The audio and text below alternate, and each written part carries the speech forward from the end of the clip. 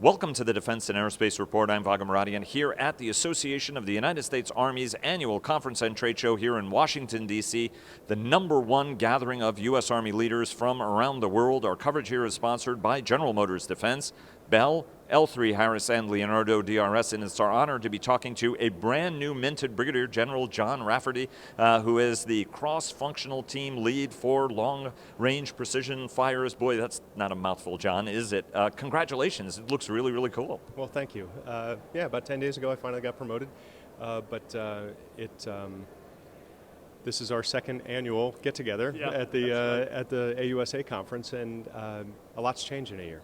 Right. I think personally I've learned a lot because there is a lot to learn in this enterprise, right. And come in with what I feel is a strong operational background left me a little bit lacking in the science and technology and acquisition and prototyping field, but I've had great partners from the Combat Capabilities Development Center, from the program executive offices for combat vehicles, for missiles in space, and for ammunition, and our program managers, and then we've been building our team at Fort Sill, and so now we've got this this great cohesive team that's all working on solving these problems, delivering capabilities in 23, and I think in a year we've made a lot of progress. And let's talk a little bit about that progress, right? I mean, you've got the A7, the M109A7 howitzer. You know, it's got a little more reach. I mean, a venerable system now on the Bradley chassis, so that's going to give it greater mobility. But talk to us about the continuum of capability you're developing, because your #1 charge is to outstick any adversary in the world, and there are two particular adversaries, China and Russia, that have been growing longer and longer arms, particularly the Chinese, in terms of the investment they've been making. Russia and the United States were limited by the INF treaty, but we're out of that now. Talk to us about sort of the systemic approach you're taking to get to those, the kind of long-range fires that the Army is going to need for the future. Yeah, so I'll start with you started with the M109A7, so the Paladin PIM is coming off the assembly line. I attended a ribbon cutting ceremony at the Elgin BAE facility about 2 weeks ago, where we're getting close to full rate production for the PIM facility. It's not a program we're doing directly as the CFT, but obviously we care a lot about it because the IRCA program is totally reliant on it. But where we're going from a PIM vehicle, which addresses survivability and power and mobility and really reliability of the chassis and the engine, we're going to take that chassis and we're going to put a new turret and a new gun tube on it, and we've already, the first prototype will be delivered next month. I just saw it going through final assembly at Picatinny last week, so we're very close to having it all assembled. It'll go through a little bit of shakedown testing there at Picatinny, and then we're going to ship it out to Yuma, where we'll go through the Technology Readiness Level 6 demonstration, which really signals that we're transitioning that prototype from the S&T community to the PM, to the program manager who's going to own that prototype. And we've already shot 70 kilometers with this gun tube over the last year. We had a 63 kilometer Excalibur target hit. Now we want 70 kilometers with accuracy in 2023. We're in the final stages of formalizing our plan to get there, and it's going to require us to go all in on a couple of approaches when it comes to propellant and fuses and the projectile, but our whole team is completely oriented on this. We've got an IRCA 70K in 23 task force inside our cross-functional team that's working on this problem. So this 70 kilometer capability is going to give us, in our combat formations, a capability to deny the adversary's layered standoff. So you talked about what capabilities our adversaries are developing. They are artillery-centric formations, so they're always going to have more, and they're going to invest heavily in it. So they're developing something similar to the IRCA cannon that'll have an autoloader that'll reach maybe 70 kilometers. We're not sure about the accuracy. We're not sure about the reliability of the autoloader or of the lethality of the projectile. But either way, they're going in the same direction we are. But what we do is we do combined arms maneuver. So artillery is not the centerpiece of our formations, but it does set the conditions for combined arms maneuver, which is how we win. And nobody else in the world does what we do. So we don't need to match them cannon for cannon. We don't need to match them really in terms of range. What we need to do is be able to deny their ability to keep us at arm's length and deny that layered standoff so that we can close with and destroy the enemy, which is what we do in terms of combined arm maneuver in our brigade combat team formations and our division formations. So extended range cannon artillery, we are on a path for 23, and we feel very confident about delivering that first battalion then. One of the key themes for us in this year going forward is what we're calling soldier-informed development. So I mentioned we're delivering that first prototype out to Yuma. Guess who's going to be there? A bunch of cannoneers from the operational force who are going to look at this, get on it, operate it, give feedback to the engineers so that prototype 2 is better than prototype 1. Prototype 3 is better than prototype 1. And that when we deliver that capability in 23, it's got the warfighter's thumbprints and handprints all over it because we know that's how we'll deliver a real capability and not just a new feature, right, but a real capability of the field. And to be honest, it connects us to the operational force. We need them to believe in us and what we're doing. A couple weeks ago, we went to Fort Riley, Kansas, engaged a lot of our tactical formations on how they would fight IRCA. We've got, the Army has a big, powerful analytical arm, and we used the Readiness and Analysis Center, the Research and Analysis Center to do a big, AOA type of study for us. And we took that to inform a tabletop exercises with our operational leaders. That's another form of soldier-informed development. How are we going to fight it? What are our formations going to look like? Because we're still refining MDO as an operating concept. So at the tactical level, I think that addresses not just what we're doing, but why we're doing it and how we're doing it.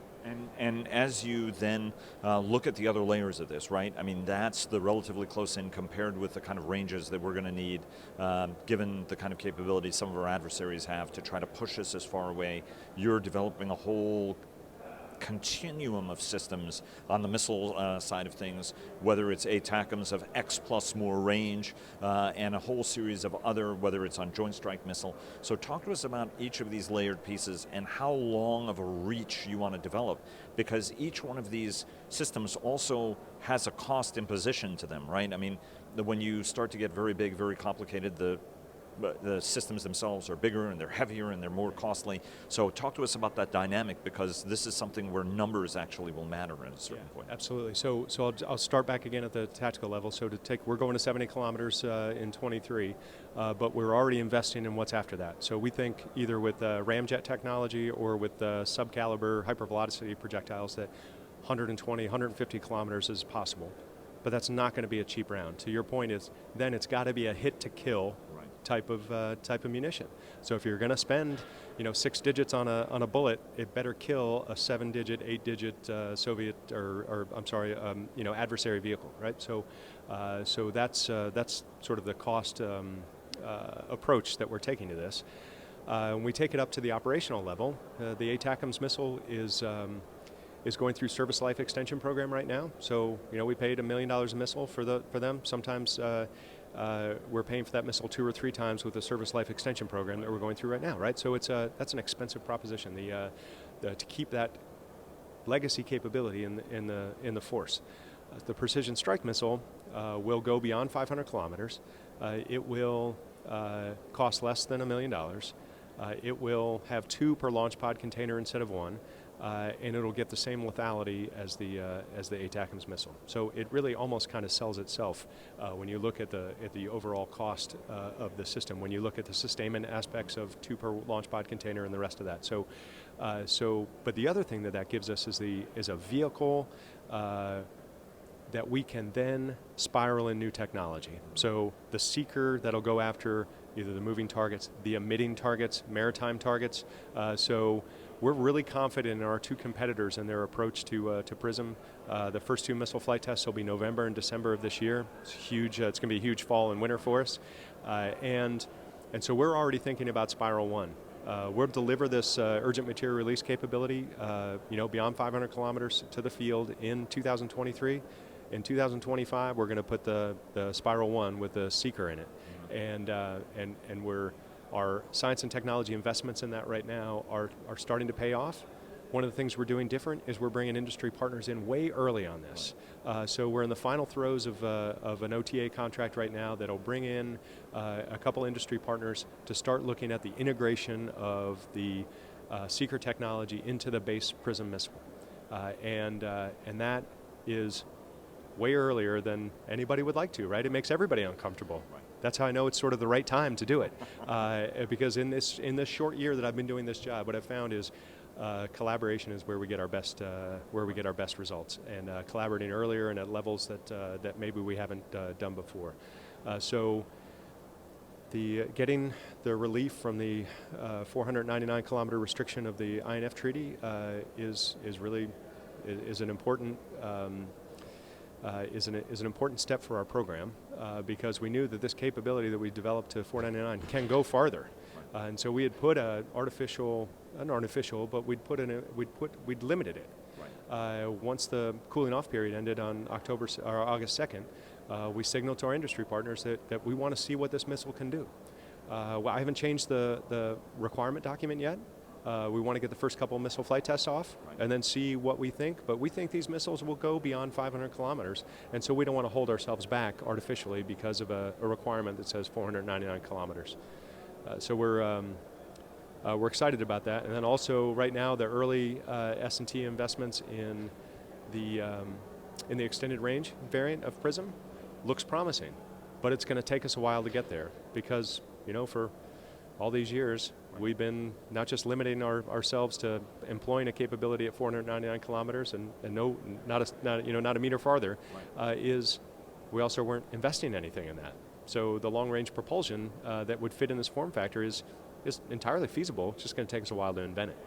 And so when you start to look out there, what are the kind of range circles you're looking at? Where is the role of hypersonics? What's the role of area denial capabilities as part of that? I mean, one of the reasons why on hypersonics you do have area denial capabilities is that they are not, it's very hard for them to maneuver to where they have to go, so it's much better to throw a whole bunch of buckshot at something to try to see if you can get it. When you look at what capability adversaries have, what are the things that you think you need and the Army needs for the future in order to, because this is going to be a long stick smack match at one point. Right. So God forbid. While our adversaries have, while we've been consumed in the Middle East, our adversaries have been watching, and they've been investing in areas that offset our advantage. Right. So the fact that we operate as a joint force at the strategic and operational level, how we get access to an operating area, they've essentially denied us access by investing in long-range over-the-horizon radars, coastal defenses, coastal missile defenses, and their own hypersonic program investments that prevent us from gaining access to the operating area. And so the central problem of multi-domain operations is eliminating this layered standoff at echelon, strategic or tactical. And so the Army is entering with commitment into the strategic fires arena since the first time since the Pershing missile, and in two ways.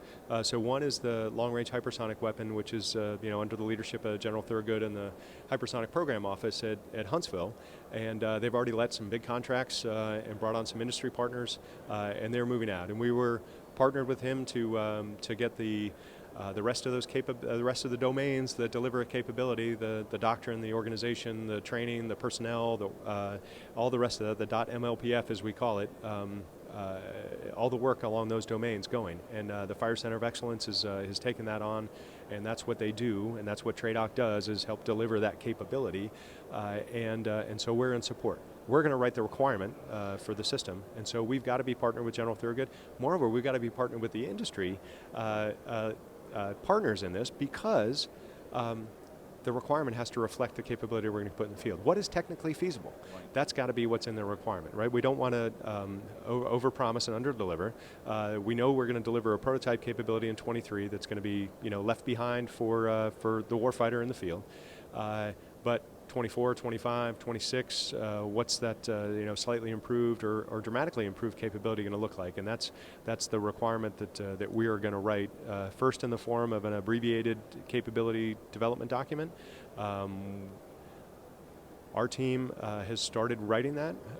We've got to do, obviously, a lot of work with industry, a lot of work with SMDC, who led this effort for a long time, and a lot of work with General Thurgood's team to finish this. But I mean, we're setting ourselves a goal for 90 to 120 days to have a first draft done, and get that down to Army Futures Command and get a look through. And we're going to have to take it around the Army as well. So that's sort of how I think we're doing requirements different to make sure that we're not, it's not really a funny joke, but it's a term that's used in this community. It's called unobtainium, and we're not pursuing that, right? This is going to be a reality, technologically. An informed requirement that is informed by the S&T community and the industry community that's helping us do it. So that's one. The other side of this is the strategic long-range cannon, which last year was just an idea. Since then, it has matured into a very structured program with technology gates that we've got to overcome in a certain order. Every time we overcome one, we got to go back to the Army senior leaders and tell them, hey, Gate 1 achieved, permission to continue. Gate 1, we're calling CCIR, was accomplished about 2 weeks ago at Dahlgren with the firing of basically the propelling charge that'll initiate this big bet. And so it was a thrilling day for the whole team to have a successful first test shot of the propelling charge for the strategic long-range cannon. And what are the parameters you're looking for that, right? I mean, how much payload do you want? How large is the round, and how much range? Because you'd mentioned 1,000-mile cannon was the last time when we talked. Yeah, so the payload is it's got to be lethal, right? So it can't be a hand grenade at strategic ranges, and it's got to have some course correction in it, because it's got to have accuracy. And so each time we go back up, we're also coming back up with the lethality and the cost estimates to make sure that the strategic cannon can, in fact, with the concept, deliver an affordable volume of projectiles against area targets that are part of the A2AD complex. So long-range hypersonic weapon against the over-the-horizon radars, the fixed strategic infrastructure type targets that we know the amount of kinetic energy that's coming in there, it's going to defeat those targets. The strategic long-range cannon against the area targets with the volume of fire, and then we're backing that up with analysis from our analytical community in the Army that's going to show that if we hit these targets in this order with these two systems, how will that open a window of opportunity for the Joint Force to exploit, which is the design of MDO. But one of the questions that even Redlegs have asked me is, why does the Army need a gun like that? And historically, large guns that are immobile have become targets, right? Germans built a couple of these super guns, and the RAF just dropped Titanic bombs on them and ended up breaking those systems. At the end of the day, is this more of sort of an intellectual science project than something that will be of operational military utility at the end of the day? So we're making sure that this S&T demonstration that we're doing with the strategic long-range cannon is something that could be used in the field. So the fact that it can be relocatable, the fact that soldiers can in fact operate it, that we can protect them at those sites, but we're competing in a great power competition, and we compete through S&T in addition to putting capabilities in the field. So we're doing something that nobody's done before, and that's having an effect. So we're finally competing at in strategic fires, and it won't be long before the next couple of test shots from the long-range hypersonic weapon are out there, and then we'll be in the game, so to speak. And how are you guys coordinating these kind of deep fires? This is something that the Air Force and the Army throughout the Cold War coordinated very, very closely at in terms of being able to throw capability. A lot of that was on the nuclear level as well because of Pershing. Talk to us about how you're coordinating and working with the Air Force as you start to get depth of fires that historically is in the purview of, for example, strategic long-range bombers. So I think because this multi-domain operational concept is inherently joint, that there has been a lot of collaboration with the other services on the role of the Army in strategic fires. There's about to be, and I should have added the Navy as well, right? I mean, because the Navy's in that game as well. And so there's a joint warfighting experiment that's going to go on over the next few months. It's going to explore the roles, different roles the services might play in an MDO-like concept with capabilities that we know we can deliver beginning in 2023, and from the feedback that I've gotten and the personal and passed on is that the other services welcome the Army delivering this capability because it enables them. As the Chief and the Secretary have said, we're not doing strategic fires for the Army's sake. We're doing it for the joint force because we know in order to get access to the operating area, we've got to open a window of opportunity for the joint force to exploit. So that's how we're approaching this. Now, to some of the how we're going to fight it aspects of the question you had. We've got mission partners all across the intelligence community and all across the other services that are all working on the same thing, solving the sensor to shooter problem. So we're relying on the Army space strategy. We're relying on future vertical lift. We're relying on next generation combat vehicle to have sensors out there that are going to give us targets. Our job, I think, is to make sure that we eliminate all the intervention points and we take experiments that are going on right now through the multi-domain task force, through what Army G2 and 10CAP are working on some programs called Titan and others that are all designed to streamline the sensor to shooter project. We don't have a specific line of effort, a material solution that we're working on for this, but we have a targeting intel team that is heavily involved in everybody else's efforts with the design of starting in Defender 20, which will be a big exercise in Europe this year. How do we experiment? How do we learn from the MDTFs in the Pacific and in Europe? How do we learn from our growing and very effective partnerships with the two ASCCs, U.S. Army Europe and U.S. Army Pacific, to deliver in 23, not the material solution that's going to get us to 70 kilometers or 500 kilometers with a prism or thousands of kilometers with strategic weapons. We're going to deliver an end-to-end capability that's going to give commanders and units in the field the ability to find targets and shoot them within the target selection standards that they've established. So within the target dwell time and decay times that are normally utilized and are very hard to achieve. So we're looking at it end-to-end. Right. There does have to be a lot of work with the joint services still through these experimentations to figure out how do we clear airspace. How do we use AI to help us do things like that? And the AI task force is one of our mission partners located at Carnegie Mellon, and they are working on some of these specific problems for us also. So while we charge down the path of the material solutions for delivering, we are equally vested in the end-to-end sensor-to-shooter type of approach to it as well. And right, I mean, logistics is a key part of this. You're going to have to get it into theater. You're going to have to resupply. You're going to have carriers. One last question, and this question of volume. Do we have any volume numbers in mind as you're designing these or serving as the chief architect of some of these systems? Do we know the volumes we're going to need stuff in? Because we have adversaries, or one particular adversary that spent many, many years stockpiling that near to long range weaponry. Do we have numbers that are in mind? Do you see ideas that they have that are worth stealing to try to get to a better place at the end of the day? I guess it's sort of two-part question. So I don't know of anything that we want to steal. Right. So I think we've always been the best at ideas. Right. But that is it brings up a good point. If I just segue from your question just slightly, is one of the things that we're doing differently is through through a place in Austin, Texas called the Capital Factory, and the Army presence in there is called the Army Applications Lab. So we went to the Army Applications Lab with a problem, and they helped us refine the problem. They helped us expand the problem set so that what we actually went with was a problem called field artillery autonomous resupply.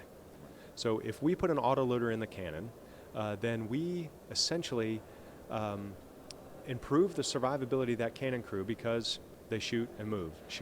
They deliver a high volume of fire and then they move. What our cannoneers will do then is we've protected them from a lot of the risks that they were exposed to from counter battery fire. But now we're shooting more projectiles.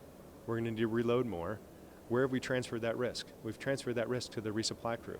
So if we're going to work on autonomy as a way to reduce risk to crews, we should actually put it who we're putting at risk, right? So the Field Artillery Autonomous Resupply problem, the Army Applications Lab helped us sort of see that more clearly, and so we went to them simply with, hey, we've got an autoloader problem. That's not the problem we had.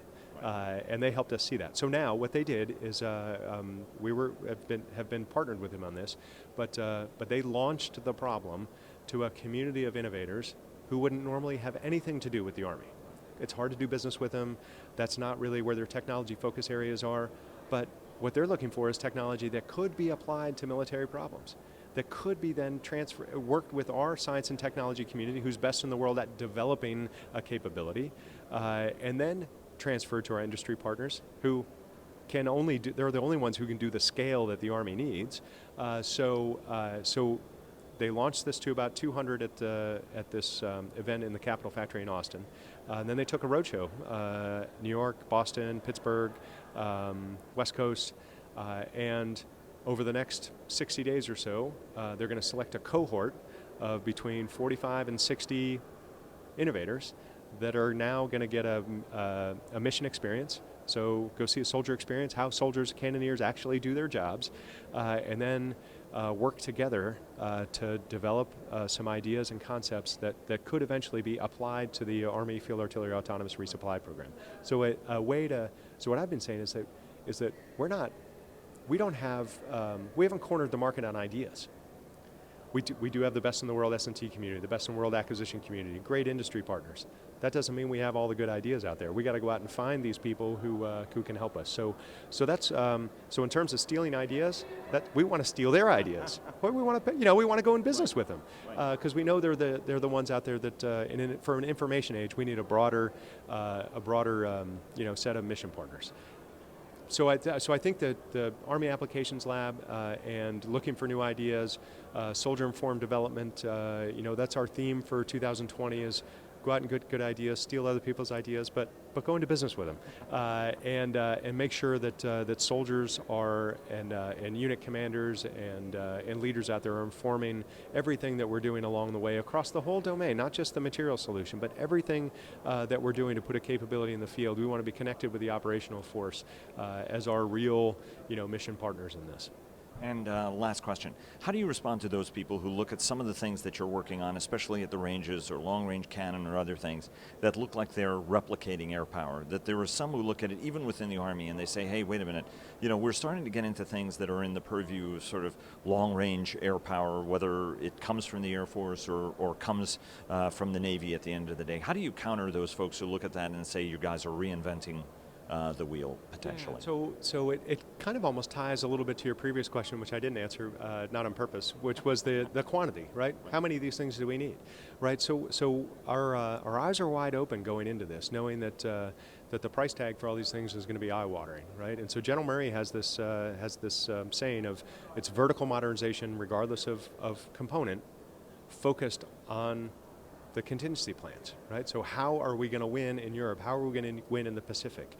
That's where the capability needs to go, and so the quantity is associated with fighting, not with manning and equipping an entire million-man total force army, and so the quantities of these things may be more focused, and so I think that's kind of how I answer the question. So the strategic systems.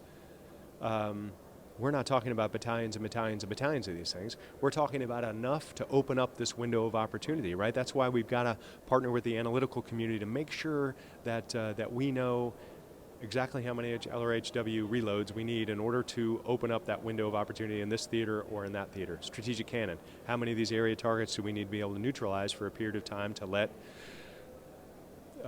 future vertical lift in? to let the Air Force in, to let them go in and do what they do best, which is open up the operating area. We're just an enabling force for that. So I think I think that's sort of, we're not replicating, we're enabling. And in terms of volume, to your previous question, just enough to win. And those will be tough decisions. We're going to come up with some recommendations to the senior leaders over the next few months on the extended range cannon, and then we'll get into discussions about precision strike missile. How many of the base missile? How many Spiral 1? How many of the rest of them? And it'll be just enough to win. I think that's got to be our approach, because they're going to be expensive, but they're absolutely necessary. And as General Murray says, we can afford freedom. Brigadier General John Rafferty, congratulations, sir. And you have certainly one of the most exciting jobs right now in the United States Army as the director of the cross-functional team for long-range precision fires. Sir, thanks very much. Best of luck, and hopefully we can visit you down in Fort Sill one of these days, which would be a real treat. Yeah, we'd love to. We shouldn't have to wait till next year to have our third annual get-together here at the AUSA convention. And as somebody who's actually driven an M109, I would love to be able to get back out there. So thanks very much, sir. Thanks, Margaret. Thanks. Yeah, thank you.